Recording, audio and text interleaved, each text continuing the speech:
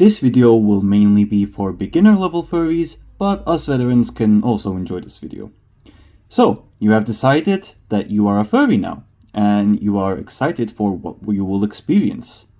Well, in short, you are going to see some beautiful things. You are going to see some amazing things.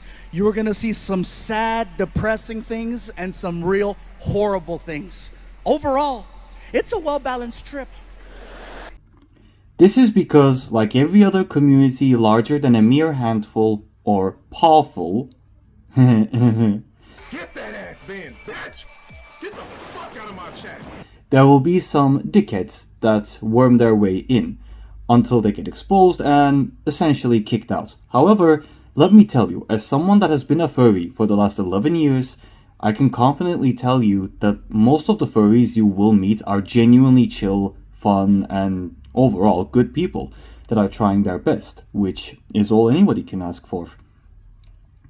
If this was a out of 100 type of question, I would say that out of 100 furries I have interacted with, only about 15 or maybe at maximum 20 of them were dickheads. The rest were very chill people that I am very happy to have been acquaintances with and enjoy chatting as well as spending time with to this very day. I say this because a lot of us veteran furries do sometimes allow our nostalgia to blind us and give a very exaggerated and fantasized description of the furry fandom. Again, I love this fandom, and I genuinely believe that the day I stop being a furry is also the same day that I am 6 feet under the ground. But I'm not going to lie to you. There will be moments that aren't so sweet while you are interacting with the fandom. Never forget that a good fursona or fursuit does not automatically equate to a good personality. Same thing applies to popularity as well. If someone is being an unreasonable dick, or even worse, a hateful bigot, which, as impossible as it may sound, it's kind of like having gay people that hate homosexuals. It sounds like it's impossible, but there is some people like that out there. And if you find someone like that, tell them to fuck right off. The same thing applies to you, by the way. If you're a dick, you're not going to get far with the fandom at large. Just because someone has the same interest as you do does not mean you two will always get along. The furry fandom has multiple important pillars, which I would say is community, creativity, and artistry. Without these three, the community would not have survived for as long as it has. The furry fandom is one of the most tolerant and accepting communities available, but make no mistake, if you are one of those very few whom even furries will not tolerate, you will not be welcome, and never will be. Get that ass bin, bitch! Get the fuck out of my chat!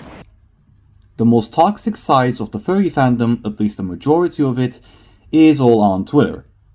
No, I am not calling it X, Elon. Go fuck yourself. So if you want to avoid that side of the fandom, which is not as large as Twitter would lead you to believe, they just can't shut the fuck up for 5 minutes, hence why they are so eye-catching and attention-grabbing, and us humans have a tendency to remember negatives more than we remember the positives, then don't use Twitter. If you are going to eat popcorn and treat the whole drama like it's an entertainment source, then go ahead. Or if you're just there for the good yiff, in which case, understandable. Have a nice wank.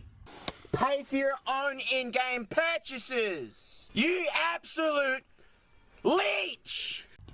Alright. This brings us to our next topic. How to get involved in the furry community. Well, there are two ways of doing this. One, on the internet, and the other in real life. Let's start with the easiest one, which is the internet. Search for Discord furry servers, Telegram groups if you use it, Instagram, Twitter, YouTube, Facebook, and so on. Essentially, search through furry pages and tags on regular social media platforms. You will quickly be able to find essentially community centers that way. But again, internet safety comes first. Well, your safety comes first. So if you do see something suspicious, or there is something there that simply is making you uncomfortable or giving you suspicious vibes, leave. There are a lot of options. You are not limited to only a handful. This brings us to the topic of fursona.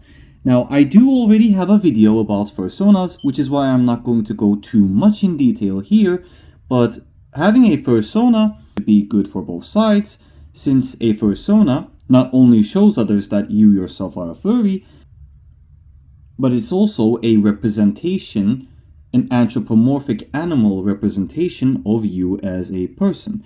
Now, when it comes to fursonas, there isn't exactly any kind of like set in stone rules, you know? You can base your persona off of an animal that you personally have, you know, a bit of history with or a personal connection with, as in like maybe you had a pet dog, and you want to make your persona based on that pet dog of yours. Like, you know, it's more special. Or you can just make it of an animal that you happen to think looks cool. There aren't any like set in stone rules. You can make a persona out of any kind of, you know, animal that you like. Now, if you aren't good at art, like me, I'm not good at art myself, then what you're going to be looking for when making your persona is a free-to-use base. If you see an artwork that says F2U, that means free to use. Now, keep in mind, just because it's free to use doesn't mean you should claim it as your own. That's not how it works. You always need to credit the actual artist itself. Now, you can make it completely separate from the real version of you, or basically just a straight up, you know, just a straight up copy of you as an individual and as a person in real life, but in the form of an anthropomorphic animal. You know, just... Or, of course, you can make it a version that is a fantasized version of yourself, or simply just, you know, a character that you can roleplay as, essentially. In real life, once again, we're gonna have to go to the internet. However, this time, when you go to social media, type in furry conventions, or go to the Furry Wiki to take a look at their list of furry conventions that are currently being held.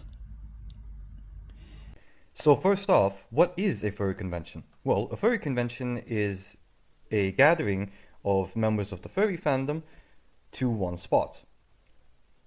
It's quite often that you will hear furries attend conventions, as well as furry meetups, as well as those whom one day want to do so, where they can participate in various activities, such as art shows, panel discussions, costume contents, socializing with others who share their interests, and additionally, furries may also attend smaller local meetups, picnics, or simply just gatherings organized by local furry groups or online communities. These events provide opportunities for furries to connect with others whom share the same passion as they do, which is anthropomorphic animal characters and related artwork as well as media. Some are even willing to sell their incredible works of art in the dealer's den in furry conventions. The dealer's den space is most typically booked before the start of a convention by artists. Dealers then may take commissions, but most of them are present to sell work created before the convention in the spot. Most conventions will also have an artist alley alongside the dealer's den. The artist alley is either cheaper or sometimes completely free to those wishing to sell. Another thing is an internet room.